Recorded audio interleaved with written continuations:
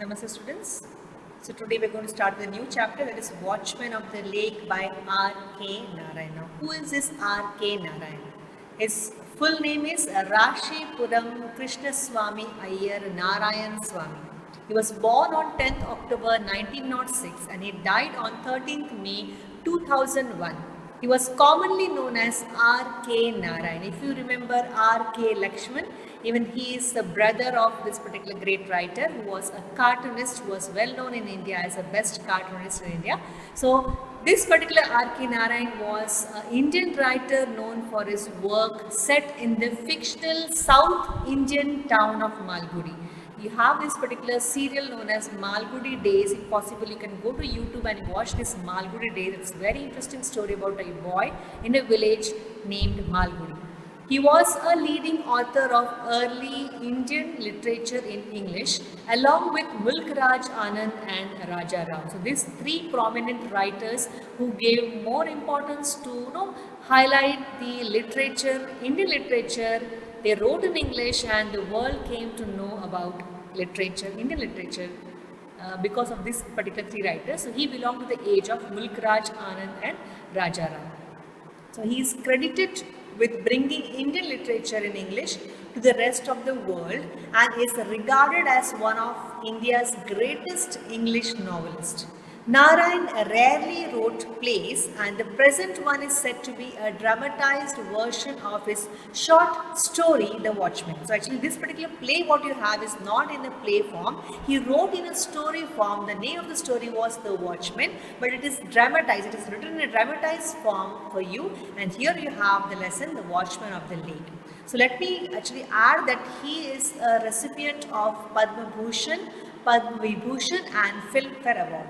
Okay, so let's see about the lesson. In short, let's see about a particular chapter known as Watchman of the Lake. So Watchman of the Lake is a beautiful dramatic adaptation of R.K. Narayan's story which narrates the legend about a great rustic.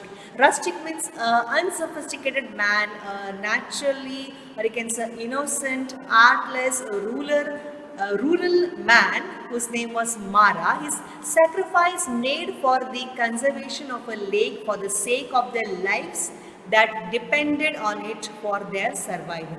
The play also highlights the invaluable gift of folk wisdom to humanity. In this particular play, you have 5 scenes. I have just highlighted in short about what is there in each scene. You can open the textbook and enjoy. It is the lengthiest chapter in your book. You can enjoy. You can be Mara, you can be Bhima, you can be king, you can be headman, you can be the characters in the play. You can enjoy reading the play because the language used here is the beautiful language used by the author, and it is very, very simple to understand. So let's see the main gist of the chapter, the main theme of the chapter, scene-wise. So scene 1, the play is set in a village near Baba Budan Hills in Karnataka. This particular lake is really present on this earth and it is in Karnataka. Mara, the protagonist, of course the name is changed over here. Mara, the protagonist in the sense the main hero of the story, right? And an innocent rustic presents himself before the village headman and his workmen who are mending the road for the king's arrival. Mara wants to tell the king about the tank. The headman calls him a fool and orders his man Bhima to carry him to the cellar. If you see in the first scene, there is a repairing work going of the road. Why? Because from that road, the king of the kingdom is going to pass, and again he is going to go back to his kingdom. So the village headman is concerned about the road passing through his village. Same thing happens if any president or if any prime minister or any delegates, foreign delegates are about to come to India. We repair the roads, we decorate the roads to welcome them. Same in here, the village headman and his men are busy in repairing the road, but they are disturbed by a person called Mara. Village headman comes over there, he scolds the people, why are you not working, why are you wasting time? So they blame that we are doing our work sincerely, but here we have Mara who is disturbing us. That time he calls Mara a lunatic and he tells Mara that you go away from here or he will lock up in the cellar. There is a temple on a hill, and there he says that behind that temple there is a cellar, a short, you can say small room, and he will lock him there if he don't go away from here. But at last Mara keeps on saying that no, he wants to meet the king, he wants to inform the king about the dream which he had seen last time, and he keeps on requesting the headman, he keeps on arguing with the headman. At last headman tells Bhima, one of his men, to stop his work, to put down his spade and crowbars and take this man, drag this man if he is not coming, take him to a cellar and lock him there. This is what is given in part, or you can say scene 1. Scene 2, the king arrives, Mara jumps down from a tree. Now here we are surprised, how come a person who is locked in the cellar is out here and presenting himself in front of the king. So the king arrives and Mara jumps down from a tree because he was hiding in the tree on the road from where the king was going to pass. He tells the king that he wishes to share with him some important message regarding a dream he had. He informs the king that the place where he now stood was a sacred spot. There once Hanuman descended on this place looking for Sanjeevani when Lakshmana was wounded in the battlefield of Lanka, at Lanka. So here he narrates the story which happened over here on this particular spot. He says that, O King, O Highness, or O Majesty, O Lord, the place where you are standing is a very, very sacred spot, because this is the spot where Hanumana, when he went in search of Sanjeevani towards the north in the mountains, he landed over here, he took rest over here, and then he started his journey on towards the north to get the Sanjeevani. So this is the place. He found it on the crest of the mountain. Of course, he got a Sanjeevani. Then he flew back to Lanka with it. While going back, he did not come over here. He directly flew back to Lanka, and when on smelling it, Lakshmana returned to his life. It is clearly mentioned by the author that when Sanjeevani was taken to Lanka, it was, you have those Vaidyas and all these things. They made Lakshmana to smell who was unconscious, he smelled the Sanjeevani, and you can say the Yamaraj, he fled away, or you can say life was retained. Lakshmana got back his life after smelling this particular Sanjeevani, which was carried by Hanuman from the mountain's crest. So he continues that on the mountain where Sanjeevani grew, a stream arose, came down the mountain, and now flows down as river Veda. So that particular spot where Sanjeevani was available, from that stream there arose a stream, and that stream now flows down as a river Veda, which flows through our village also. Speaking about his dream, Mara says that the goddess appeared in his dream as he lay in his hut. Now when king heard about Veda, he just inquired whether that river still flows or whether it is a perennial river.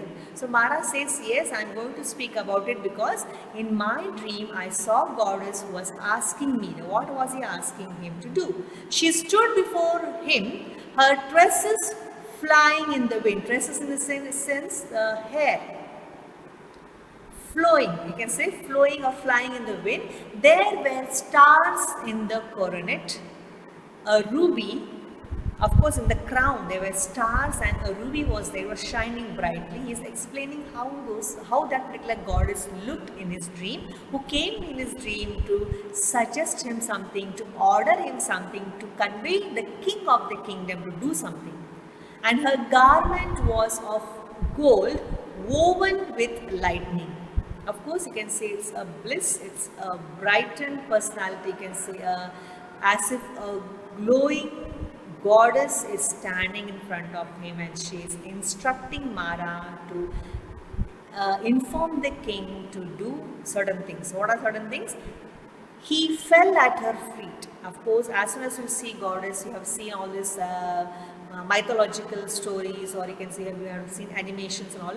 As soon as, even if God comes in front of us, we bow, right? Even if God doesn't come, if you see a idol, we bow. So as soon as he sees the goddess, he touches her feet. She said that the river Veda was her plaything.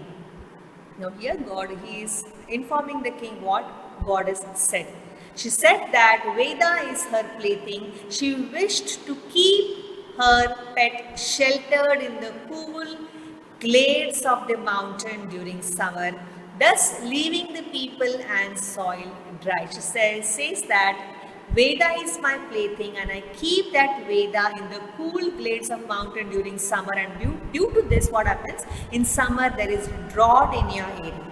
She told Mara that it was her command that he should tell the king to build a tank and not let Veda leave the village, because she continues that in summer you people suffer because of drought, but in rainy season I allow Veda to flow, and that particular Veda you people use the water how much you want, and then you leave the Veda to those foul marshy areas. The water is wasted. So go and tell the king to build a tank to save the water so that you people don't suffer. Okay, so this is what was there in scene 2. Scene 3. A tank is built. Of course, as soon as the king hears from Mara that yes, it's the order of the goddess to build a tank, king is not calling Mara a fool. Even Mara informs that before, like, I was locked in the cellar upstairs, but the person who locked me was a giant. He speaks about Bhima.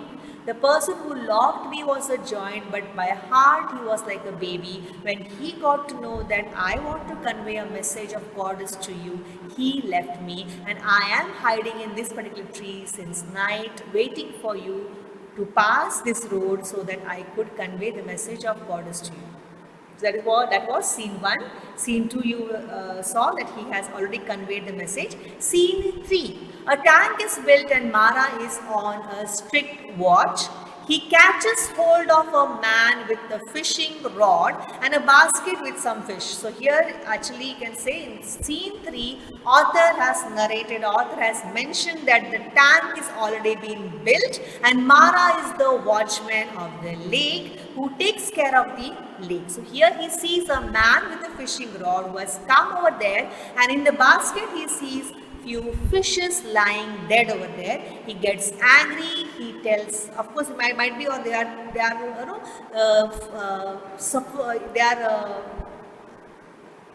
about to die maybe. So he tells the man that you just turn over the basket again into the lake, and he warns him of serious consequences if he is found again. He says that the place is sacred and belongs to the goddess.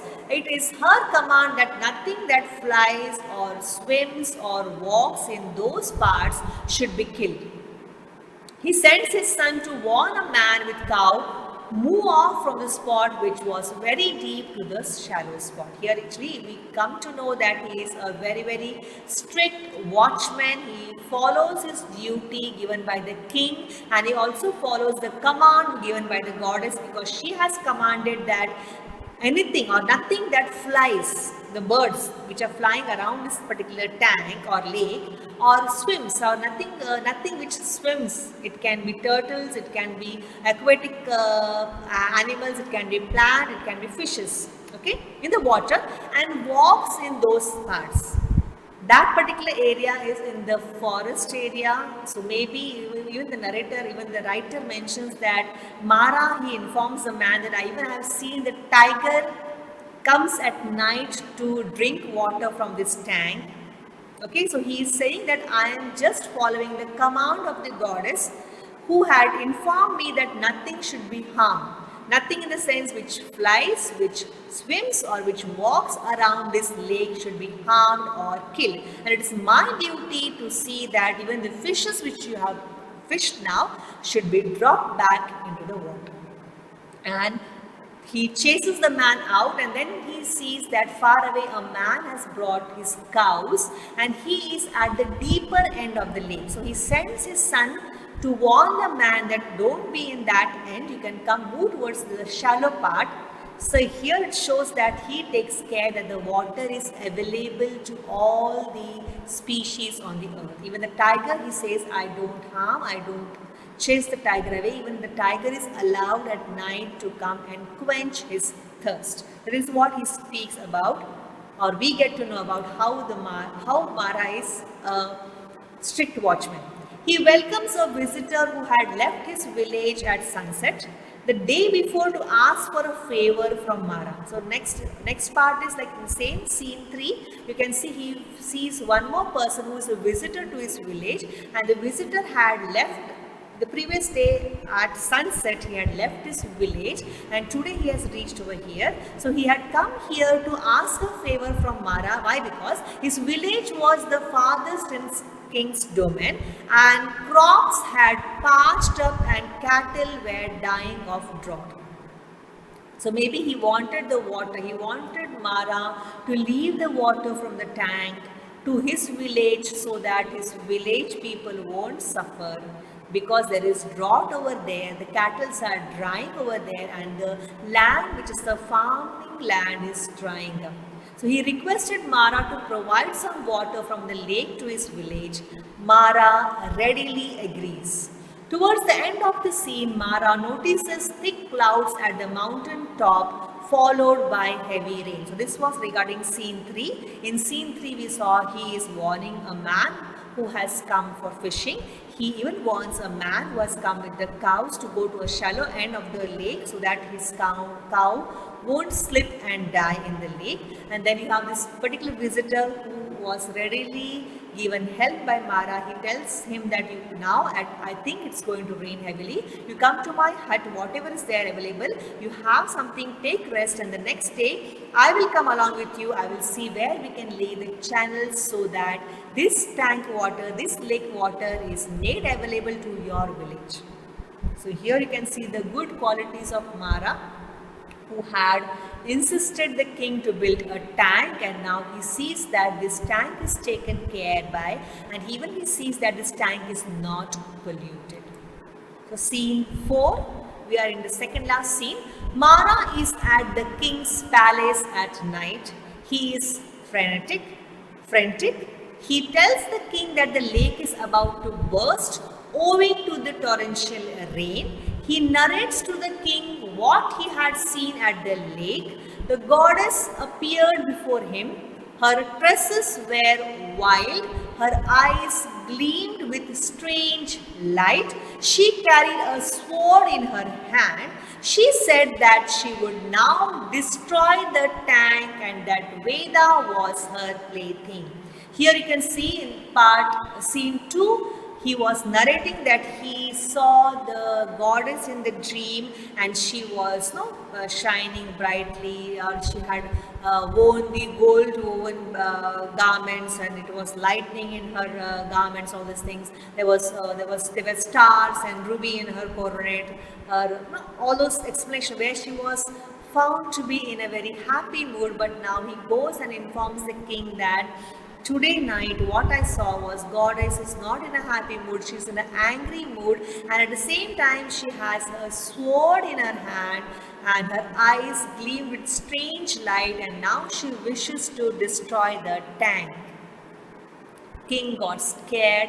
He did not understand what to do. He said, okay, fine, I have to send the messengers. I have to tell the villagers to empty the village, because at any moment the tank water may overflow, it may burst out, and our entire village will be under flood.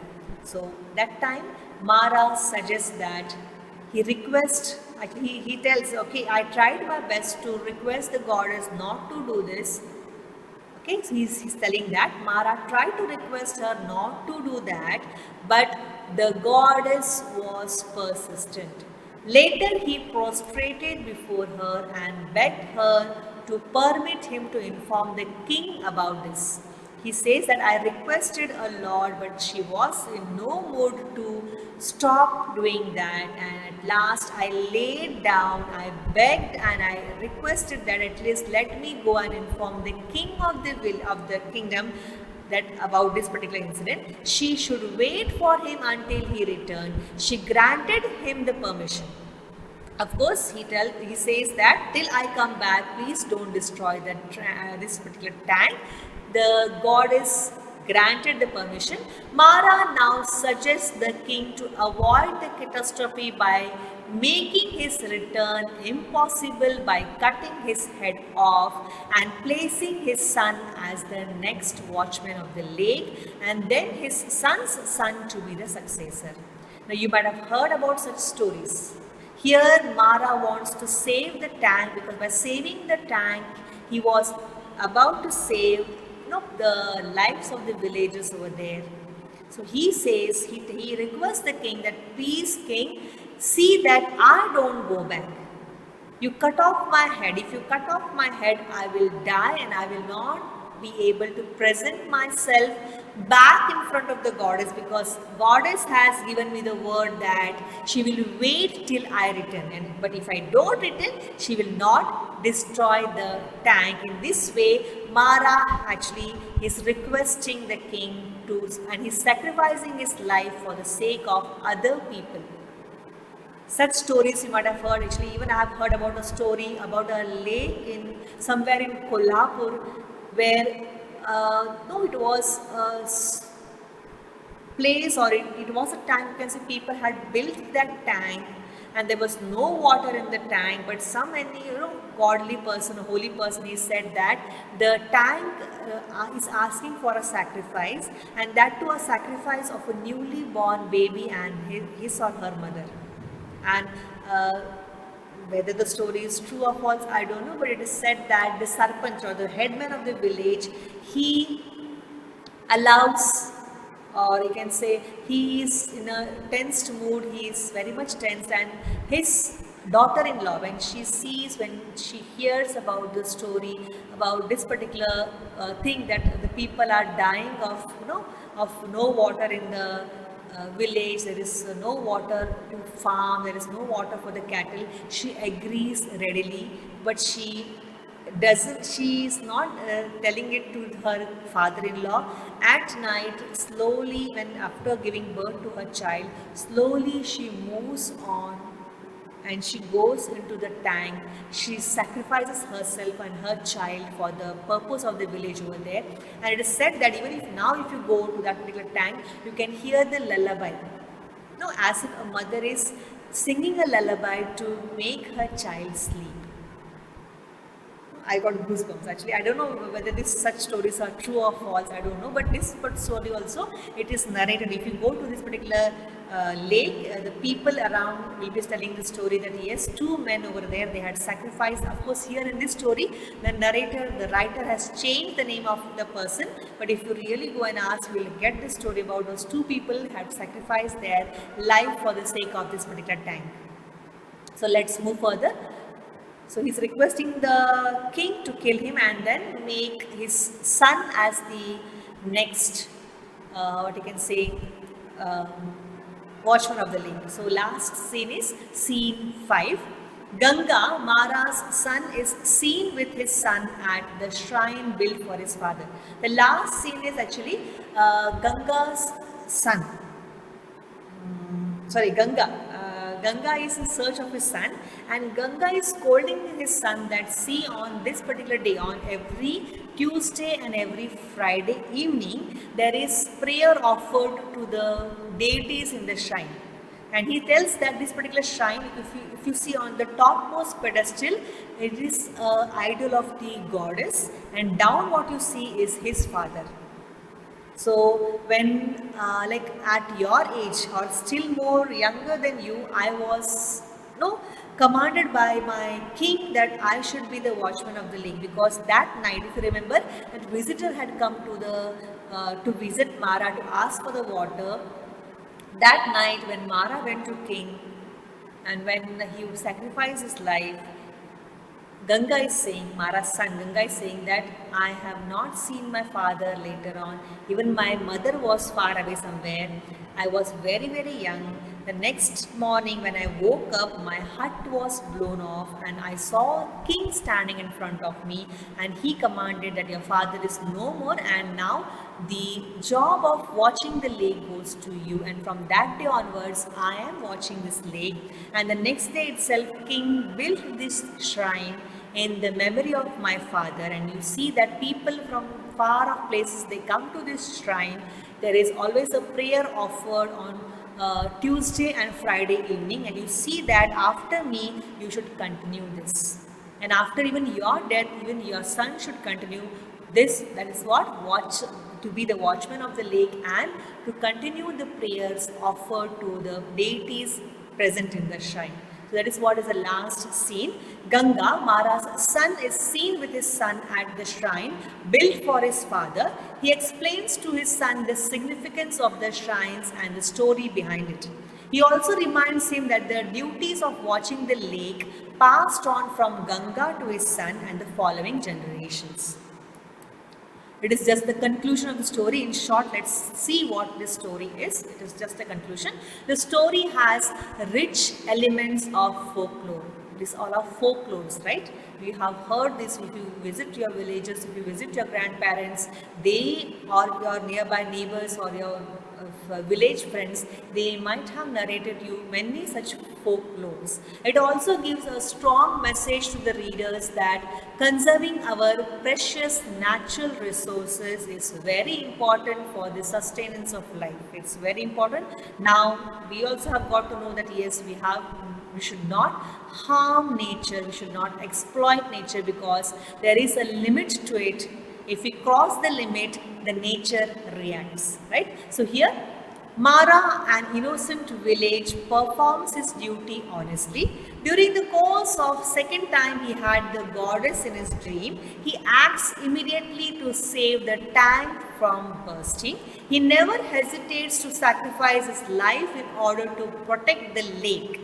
R.K. Narayan highlights the ethical values attached to the beliefs and customs of our folk ancestors. It is what is the intention of the author, to pass on the values, ethical values. So if you see, we have heard about Panchatantra stories.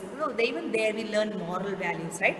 And stories are more effective. Even your first chapter, The Gentleman of the Lake, it is a folk, it is a fable which was narrated. I have told you, the people in the community, they sit together, they narrate the stories to the young generations, so that through stories ethical values are passed on from one generation to another generation. That is what is this the story about, and we end with this. The chapter was, or you can say the script was, The Watchman of the Lake by R.K. Narayan. It's very, very interesting. You can be the characters in the play. You can enact in front of the mirror. Or, of course, when you come back to college, we are going to enact in the class. So, with this, we end with this today's chapter, that is Watchman of the Lake. Thank you very much. Bye-bye. And take care.